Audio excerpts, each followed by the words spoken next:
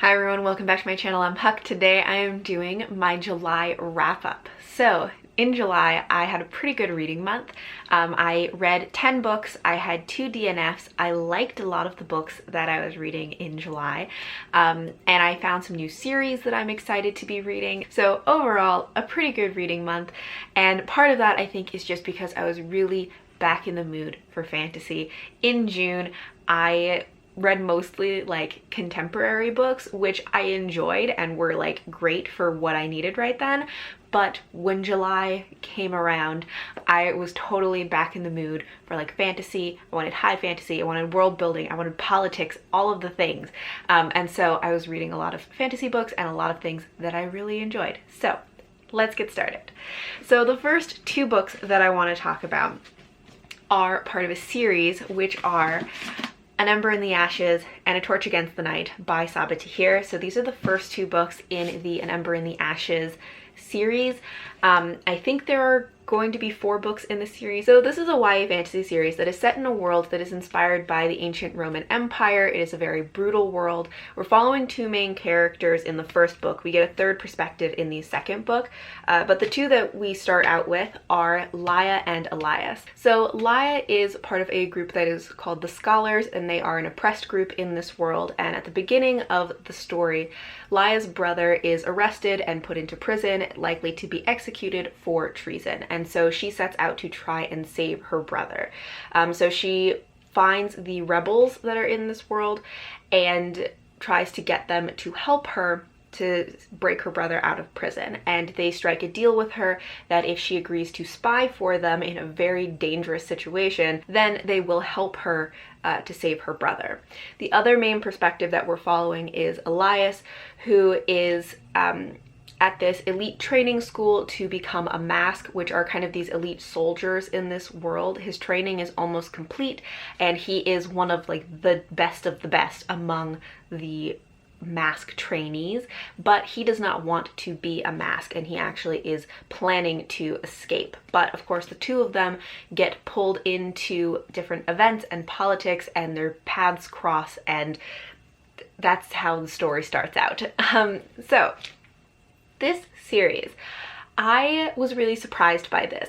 So these are some books that I kind of picked up on a whim at a used bookstore because they were like $1 each, and I have almost unhauled these many times.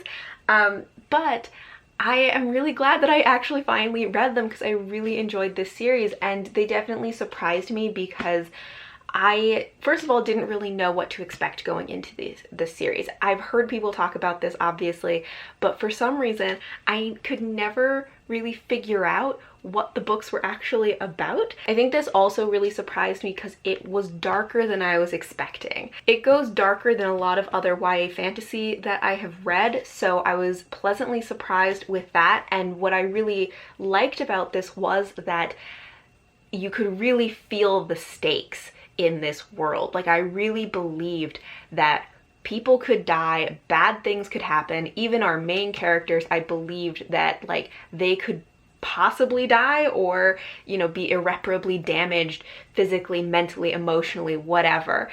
And so that definitely like made the stakes feel very real, and I was just really engaged in this the whole time. I really liked the world, I liked the characters in this. I think both of the main characters have really interesting like arcs that they're going through. Obviously, I'm only read the first 2 books, so their like character arcs are not complete, but I really like the character work that has happened so far. I really feel like this, you know, kept me on my toes. There were things that happened in these books that I was surprised by, that I totally didn't see coming, but then once they happened, it totally made sense, and I just really loved these. I gave the first book 4 stars and the second book 4.5 stars, and I'm so excited about this series now. I think the 4th book is coming out in December this year, and I think that's going to be the last book in the series, but I'm not totally sure. But I am planning, of course, to finish this series probably this year. I'm thinking right now that I'm going to hold off on reading the 3rd book until December so I can read the 3rd and 4th books back to back like I did with these. And I am planning to have a review for these 2 books coming out soon, so I'll talk a little bit more in depth about these, but I really enjoyed these. The next book that I read was The Golden Fool by Robin Hobb. This is the second book in the Tawny Man trilogy and like the 8th book in the realm of the Elderlings. So I'm so glad that I finally read this because I've been trying to like get myself to continue this series for like a year. And even though I enjoy Robin Hobb's books, they tend to not be ones that are like top priority for me. So I finally got around to reading this. And I really enjoyed this one, mostly I think because it was exactly what I wanted at that time. I think as a book, I have some complaints with it, which are kind of my usual complaints with Robin Hobb books, which are just that I don't always like the way she plots her books. In this one, I felt like there wasn't a lot of a plot to it. Like there's stuff that happens, but it definitely felt like a middle book. It's very much focused on the politics and on the characters and the relationships, and I enjoyed those things about it. But also, it felt like a book that was kind of just trying to give you information and set things up. So there were definitely things that I enjoyed about this because I love books that are about like character development and character relationships, which definitely happened in this. So that was really fun. I also was really in the mood for like political fantasy, and that is exactly what this is. This pretty much all takes place in Buckkeep and Buckkeep Town. And it's really just about all of the politics that are happening and all of the little like maneuverings and trying to figure out conspiracies and all of this kind of stuff. So it was like exactly what I wanted at the time. And then of course with Robin Hobb's books, I always enjoy her writing. I like being in this world that she has created. So I just enjoy the experience of reading these books. So I gave this one like 4 stars, maybe 3.75 stars if we're going to be nitpicky about it. But overall, I really enjoyed reading this one, and I am excited to read the next one in the series. And I am going to be doing a dedicated video for this. I think it's going to be one of those ones that's like non-spoiler review at the beginning and then a spoiler discussion. The non-spoiler part will probably be fairly brief because at this point in the series, it's hard to talk about the 8th book in a series without spoilers. Then I read Highland Raven by Melanie Carsack. This is the first book in the Celtic Blood series. It is a historical fantasy set in Scotland, and what I did not know before going into this is that this is kind of a retelling origin story for Lady Macbeth. So this takes place before the events of the play Macbeth. This is following Lady Macbeth when she is a child and a young woman and growing up, and kind of giving the backstory, and I'm assuming this series will eventually kind of catch up to the play. And so in the story, we're following our main character Gruach, who is living in Scotland. She's living with her aunt. And in Scotland at this time, many people are Christian or converting to Christianity, but her family still follows the old gods. And to kind of maintain that spirituality and their culture, her aunt sends Gruach to go live with these women who live in the forest and are priestesses that worship a goddess, and they all kind of worship or represent a different facet of the goddess. So she goes to learn and train with them and learn more about the goddess and spiritual practices and also magic. So this one I had there were some things that I really liked about it, some things that I didn't like as much. So some of the things that I of course liked about this are the setting and themes of the book, which are why I got this in the first place. You know, I like the setting, that it is a Celtic historical fiction set in Scotland. I like that a lot of it takes place in the forest, because once she goes to live with the priestesses, they live out in the forest, and it does have themes of her like learning magic, and all of those things I loved. I also think that the main character was interesting. I don't feel like she was very well fleshed out. so I am curious about her, but not attached to her. I thought the writing in this was fine. It wasn't anything spectacular, but it was very readable, which was nice. There were a couple of spots where I felt like the writing could have been worked a little bit more, because there were just a couple of spots where it was like a little bit awkward. But the things that kind of didn't work for me in this book were really about the plotting and pacing of this book. So in this, for one thing, part of the story is about her like learning and training, and she picks up skills very, very quick, like way too quickly, or just like pulls knowledge out of thin air. And so that was kind of frustrating. But also part of the problem is that there are kind of 4 major shifts in the plot, or like the focus of the story.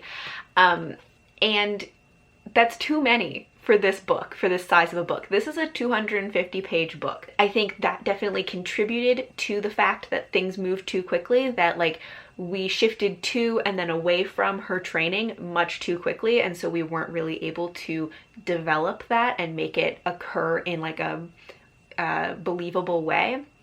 And then the same with the romance in this book, because there is a romance that becomes central to this. Really, I feel like what would have made this more successful to me in terms of like plotting and pacing would be if this book was maybe like 350 to 400 pages and focused on 2 of those plot points. But what ended up happening is that nothing had time to develop, and as a reader I felt very jerked around. So I am interested in continuing this series because there are things that intrigued me about this, things that I liked enough that I want to continue, and I'm hoping that in the next book some of the issues with plotting and pacing will be fixed, but I gave this one 3.5 stars. Next up, I read Gideon the Ninth by Tamsin Muir. This is an adult sci-fi fantasy that is about necromancy in space.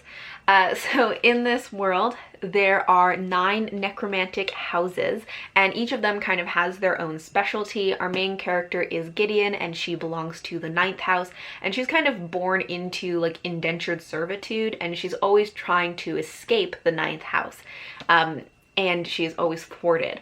But at the beginning of the story, her kind of nemesis, Harrow, offers Gideon an opportunity to gain her freedom, because Harrow is going to participate in a kind of competition for necromancers, and in order to do this she needs a companion who is kind of like a bodyguard companion slash other things, and so she asks Gideon to go with her and says that if Gideon goes and acts as this kind of bodyguard companion, that then afterwards she will be released and be able to kind of do whatever she wants.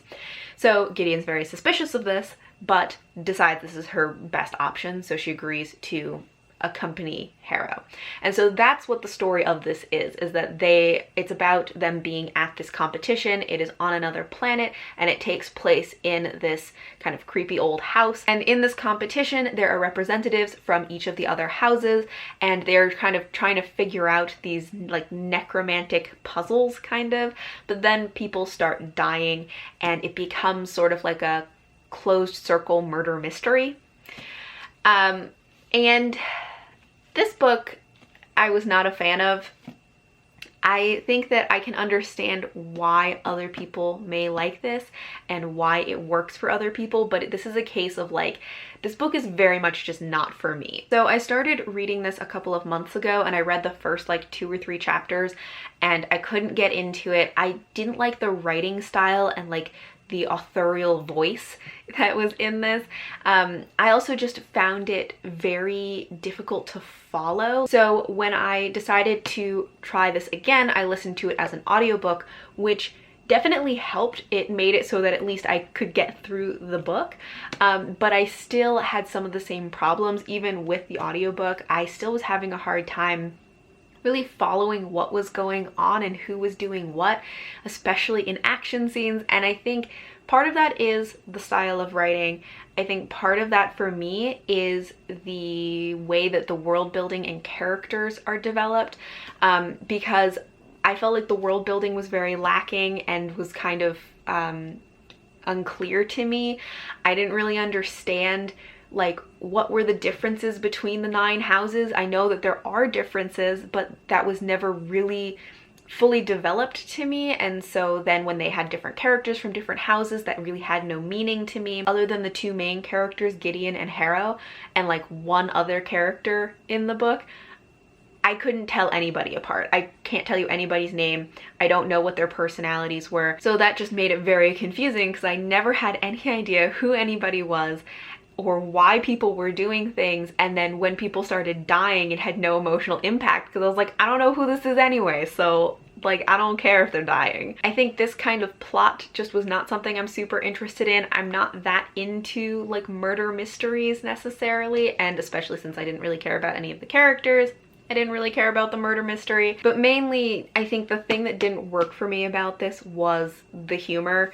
There is a very specific type of humor in this that Gideon has that just didn't click for me. But I knew that I was supposed to find especially Gideon kind of like funny and charming in this kind of irreverent way, and it just didn't work for me. The humor in this kind of reminded me of almost like the humor from like Deadpool, which also like I'm not a fan of Deadpool. I gave this one 3 stars. Maybe it should have been more like 2.5 stars. Then I listened to The Orphans of Raspberry by Lois McMaster Bujold. This is the 7th book in the Penric and Desdemona series, which is a series of novellas set in the realm of the 5 gods, where we follow Penric, who is a sorcerer, which means that he shares his body with a chaos demon, which he has named Desdemona.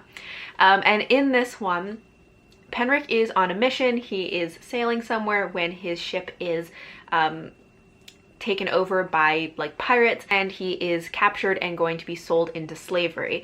And he also meets these 2 little girls who have also been captured from a different ship and are also going to be sold as slaves, and so he kind of befriends them and decides to try and protect them and get all of them back to safety. And this one, I don't have a lot to say about it. It's like the 7th book in the series, and it's fairly short. It's really just about them trying to escape and kind of get back to safety.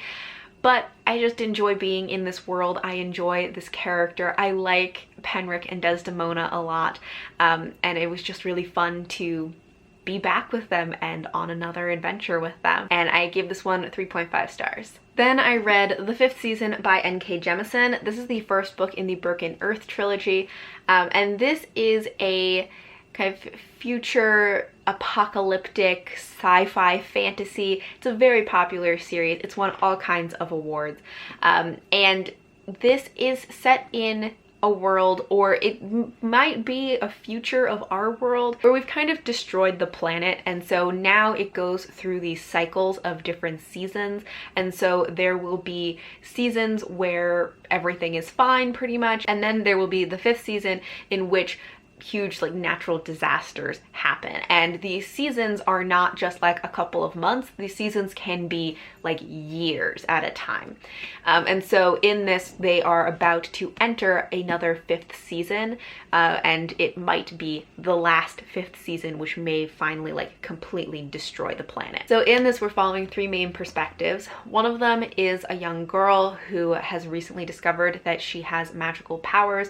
In this world, there are people who are called Origins, I think that's how you say it, who have the ability to like control or influence the earth. Most often it's used to kind of stop earthquakes or to stop like tsunamis, but they could also like start earthquakes or tsunamis, and they can do other things too, but most often it's related to like earthquakes. And so in this world, Origins are seen as very necessary to help protect people from these natural disasters, especially in a 5th season, but they're also seen as very dangerous, and they are controlled and oppressed in this world. So all of the perspectives that we're following are Origins and have these powers.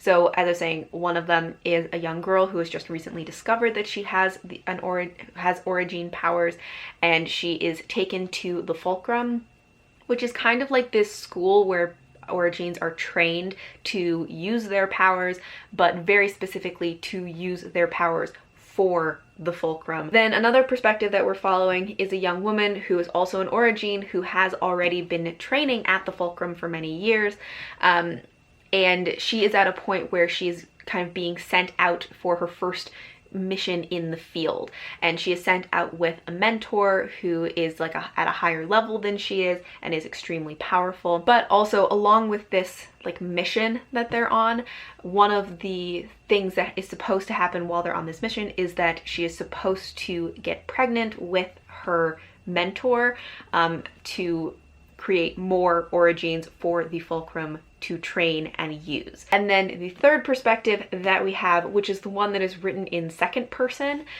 is following a woman who, I'm not clear on how old she is, but she's older than the other two, and she is an origin but is kind of in hiding. She's married to someone who is not an origin, and he doesn't know that she has these powers, and she has 2 children. At the beginning of the story, she finds out that her husband discovered that their son has origin powers and murdered him, and so she is grieving, and then she sets out to find her husband because after murdering their son, he abducted their daughter and ran away. So she is trying to find her husband to try and save her daughter from him. So this book, I feel like I don't know how to feel about this. After reading this, I can understand like the hype around it and why people love it so much, why it's received so many awards. I think it is incredibly well written. It's very thoughtful and very complex, and it has a lot of themes around especially like oppression, among other things. So I definitely understand why people love this. Even so, there are some things that like didn't quite work for me, but they were very much, I think, like personal taste, just in the fact that like I don't really like apocalyptic settings, whether it's sci-fi or fantasy. It took me a little while to get into this book, but once I did, I found it very readable. The writing style in this is not one that's usually like my favorite kind of writing style, because it is a little more like pared down in the style of writing, but it is very readable. I think it's very well written. It is very exact and deliberate in the way that it is written, and is very easy to read in that way. I've heard, of course, lots of people say that this is a difficult book to read, but that's specifically referring to the content, because there is so much that happens in this that is just so terrible, and it just weighs on you. This is the kind of book that, you know, while reading it, I just felt this like weight on me as I read it, because of all of the things that happen in it, and because of the, you know, oppression that these characters live under, and the lack of like autonomy, and especially like bodily and reproductive autonomy. And very often, if they have any choices, they're presented with no good choices, and there are so many difficult and terrible things that these characters have to do and have to go through, and things that we find out about this world and the way that the world and the system works that are just horrific. So there are a lot of things about this that were very difficult to read, and made it like, it's not a book that I necessarily would say I enjoyed reading, but I thought that it was very well done, and it's very interesting. I am going to probably continue the series, and I gave this one 4 stars. Then I read The Outlaws of Sherwood by Robin McKinley. This is a Robin Hood retelling. And this one, you know, it's very much just follows the formula of Robin Hood with very few, like very minor tweaks to it. I listened to this as an audiobook. If I hadn't listened to the audiobook, I might not have finished this, because it just wasn't that interesting. I liked Robin McKinley's writing from what I could tell, you know, from listening to the audiobook, but you know, I felt like it didn't do anything particularly interesting with the story. So if you want something that is pretty much just the Robin Hood story with some very minor tweaks to it, and it has that kind of like episodic nature where it's just like, and here's the story of how they met this character who becomes, you know, part of the Merry Men, and here's the story of how they meet this character. Then you might like this because that's mostly what it is. But I kind of wanted something, one that had a more like overarching plot to it, and also something that like kind of had something new to add and was maybe had its own spin, added something new to the story. And like, for the most part, I feel like this didn't really do that. You know, I think Marion was more involved in this, but this just like didn't do a lot for me. I gave it 3 stars. Then I read Shorefall by Robert Jackson Bennett, which I finally got to this one because I've been meaning to read it for months now. This is the second book in the Founders trilogy. The first one was Foundry Side. This takes place about 3 years after the first book. So we're catching up with these characters and finding out kind of what they've been up to in the last 3 years, what has or has not changed, what has become of Foundry Side. Like the first book, this one starts out kind of small and then like expands. That seems to be the way that these stories go, is that it starts out with one kind of smaller goal, and then they find out about some larger like conspiracy thing that becomes like life or death, end of the world kind of stakes. So this one, I enjoyed this. I didn't like it quite as much as the first book. I feel like this definitely feels like a second book in terms of that it's like, it feels like it's mostly setting up the third book. It wasn't as exciting as the first one. I didn't have as much of that like mind blown kind of feeling as I did in the first one. But I did definitely enjoy this. I like these characters and I'm interested in their lives. I liked catching up with them and seeing what they've been up to. This still, you know, has a really interesting magic system in it. I still feel like sometimes the magic system is a little over-explained. There were times though in this where I felt like the magic had expanded a little bit too much, to a point where it felt like it was pushing the boundaries too much, that there became no limits to it. And that was like a little bit frustrating because it felt like, well, as long as you can just like logic it more, you can pretty much do anything you want and there are no real boundaries. And you know, because it was already set up as like a hard magic system, that was frustrating to me. But I did think that the villain or villains in this were really interesting. I think that the villain was more layered and complex than I was expecting. But as I said, this does very much feel like it was kind of just a setup for the final showdown in the third book that I'm assuming is going to happen. So I did enjoy this one. I liked catching up with these characters and I gave this one 3.5 stars. Then I listened to the audiobook of Slay by Brittany Morris. This is a YA contemporary. So in this we're following Kira, who is a high school student. She is one of the few Black students in her high school, and she has created her own video game called Slay. And Slay is meant to be a safe place for Black gamers to game and to celebrate Black culture. But then somebody in real life dies because of this game, and then that sets off the world talking about this game and whether the game is racist because it is meant for Black people, and about whether the game is dangerous. And Kira is trying to deal with that and figure out what to do because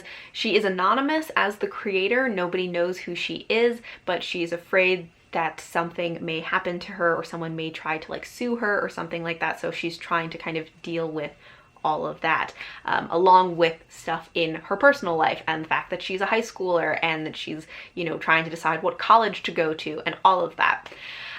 So I thought this book was really interesting. I really liked the characters in this. I liked Kira and how much she like loved this game and how important it was to her and how important it was to her to create this space for Black gamers and to celebrate Black culture. And one of the things that she emphasized so much was the diversity within the Black community, and it wasn't just within the United States, it was all over the world. And so most of the book is told from Kira's perspective, but there are also chapters that we get showing the perspective of other gamers who are, you know, who play Slay, and kind of what their experience is, what their life circumstances are, what Slay means to them, and what having that space means to them. So I really liked seeing these different characters' perspectives and how many lives this game has touched. The book also talks about appropriating Black culture, intersectionality, feminism, AAVE. It talks about respectability politics and the importance of having safe spaces. So I really liked how all of those were like woven into the story. And then I also, of course, really liked the characters, and like Kira and her relationship to her sister and a friend that she's made through this game. And I just really enjoyed this overall, and I gave this one 4 stars. Then I had 2 DNFs this month. The first one was The Library of the Unwritten by AJ Hackwith, which was very surprising to me that this was a DNF. And the other one was Wizard of the Grove by Tanya Huff. Then just to tell you what I'm currently reading. Right now I'm reading Empire of Sand by Tasha Suri, and I am about halfway through this one and really enjoying it. I'm also technically reading Den of Wolves by Juliet Marillier, but I am moving through this one slowly. This is a reread, and so I'm just kind of slowly working my way through this reread. And I just started the audiobook for So You Want to Talk About Race by Ijoma Uluo, which is a nonfiction. So that is all for my July wrap-up. If you've read any of these, please talk to me about it in the comments. Thank you all for watching, and until next time, bye!